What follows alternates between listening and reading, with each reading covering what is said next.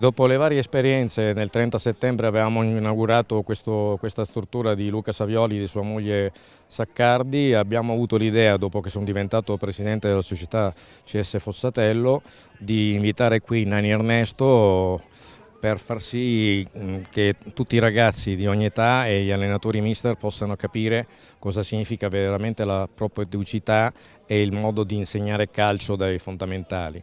Col suo metodo e sui campi avremo modo, assieme all'Olimpia di Gazzoldo, con Fraccaro e Guido Torrigiani che è il presidente, di collaborare e faremo ogni mese, circa una settimana noi, delle lezioni proprio didattiche per tutti i ragazzi e le ragazze che vogliono appropinquarsi e vedere cosa significa calciare un pallone.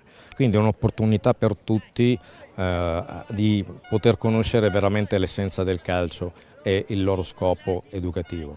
Diciamo che la priorità assoluta è la globalizzazione dell'allenamento.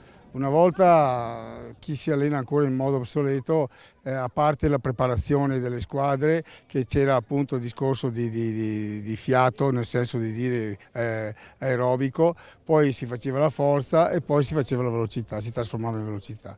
Oggi queste tre capacità che sono ben distinte, oggi io le globalizzo in modo totale e in tutti gli allenamenti dopo la preparazione, insisto, dopo la preparazione, quindi dopo che ho uno standard di risposta alle sollecitazioni di un certo livello, è chiaro che vado a globalizzare il tutto. Quindi io nell'allenamento globalizzato, quindi intendo in 15-20 minuti, faccio tutta la preparazione atletica del mondo senza nessun problema. Tant'è vero che ho, tra virgolette, impostato un sistema di lavoro che si chiama Warfmet, dove al primo posto nella scelta di un giocatore, nel lavoro che di conseguenza devo fare, è la velocità.